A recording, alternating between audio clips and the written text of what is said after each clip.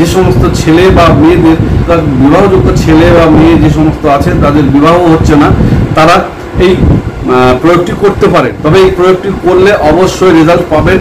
90 দিনের মধ্যেই একটা ভালো কিছু সংবাদ আপনি অবশ্যই পাবেন।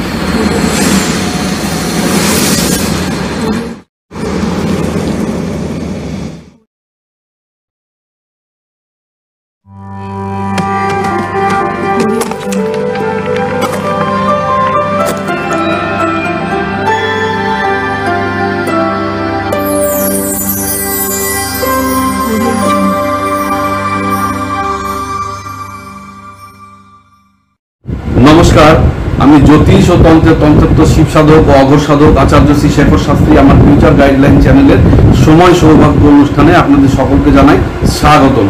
আজকে একটি বিশেষ উপাচার নিয়ে আপনাদের সামনে এসেছি।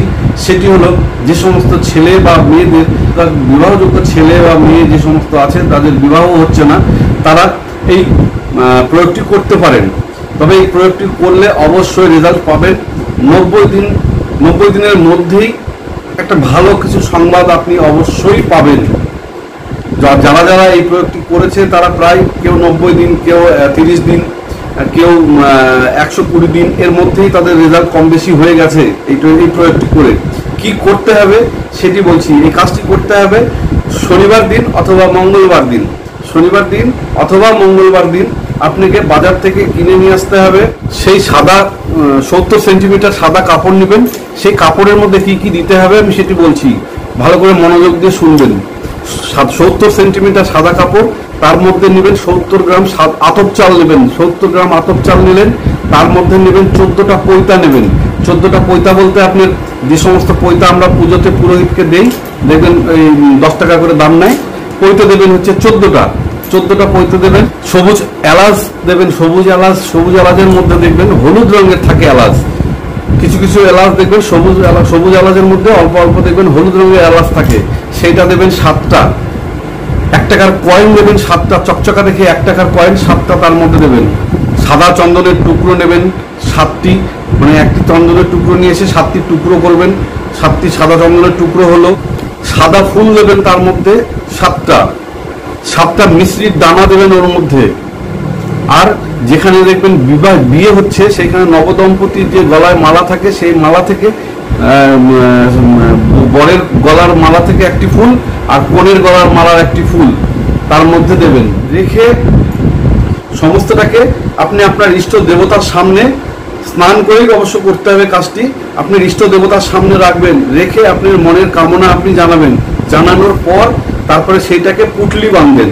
পুটলি বেঁধে আপনি এমন জায়গায় রাখবেন যেটা আপনার বাড়ির কেউ জানবে না, বা আপনি যখন কাজটি করবেন আপনার বাড়ির একটা জনপ্রাণীও কেউ জানবে না। মানে আপনার ইষ্ট দেবতা জানবে আর আপনি জানবেন, আর কেউ জানবে না। আপনি ভেতরে এই কাজটি করবেন, আপনার বাড়ির কোনো ফ্যামিলি মেম্বার কেউ জানানো যাবে না। মানে আপনি আর আপনার ইষ্ট দেবতার মাঝখানে তৃতীয় ব্যক্তি যদি কেউ জানতে পারে তাহলে কাজটি কিন্তু হবে না। করে এমন জায়গায় রাখবেন যেখানে যেন আপনিও ভুল করে যেন আর দেখতে না হয়। তারপরে যখন আপনার এই কাজটি সম্পন্ন হয়ে যাবে, তারপরে যখন আপনার বিবাহ যখন হয়ে যাবে, হয়ে যাওয়ার পর পুটলিটি সেখান থেকে বার করবেন। বার করার পর ইষ্টদেবের সামনে পুটলিটি খুলবেন। খুলে ইষ্টদেবের সামনে প্রণাম করে বলবেন, থ্যাঙ্কস জানাবেন ইষ্টদেবকে। থ্যাঙ্কস জানিয়ে সেই পুটলিটিকে নিয়ে বহমান জলে ভাসিয়ে দেবেন। দিয়ে সেই দিন আপনি কোনো দুস্থ মানুষ বা কোনো অসহায় মানুষ বা কোনো ভিখারি, তাদেরকে কিছু দান করবেন। আপনি অন্নদানও করতে পারেন, আবার যে কোনো জিনিস আপনি দান করবেন সেই দিন। এই কাজটি করলে খুব ভালো রেজাল্ট পাবেন, আমার পরীক্ষিত কাজ। তবে এই তথ্যটি সম্পূর্ণ আমার নিজস্ব মতামত না, আমার গুরুদেবদের কাছ থেকে পাওয়া তথ্যের ভিত্তিতে আমি আপনাদের সামনে উপস্থাপন করলাম। সম্পূর্ণটাই নিজ দায়িত্বে করতে হবে।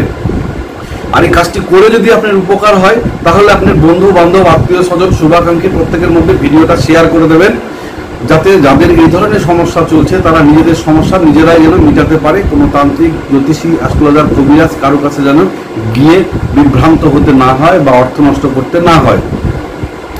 আর আমার চ্যানেলটিকে লাইক করে দেবেন আর বেল নোটিফিকেশনটি ক্লিক করে দেবেন। তাহলে কি হবে, আমি যখন যখন যা পোস্ট করব, যখন যখন যে ভিডিও আপডেট করব, সেই ভিডিওটা নোটিফিকেশন সবার প্রথমে আপনার কাছে পৌঁছে যাবে। হয়তো বা সেই ভিডিওটাই আপনি জীবনের মোড় ঘুরিয়ে দিতে পারে। তো আজকে আমার অনুষ্ঠান এখানে শেষ করছি, পরবর্তী অনুষ্ঠানে আবার দেখা হবে। সকলে ভালো থাকবেন, নমস্কার।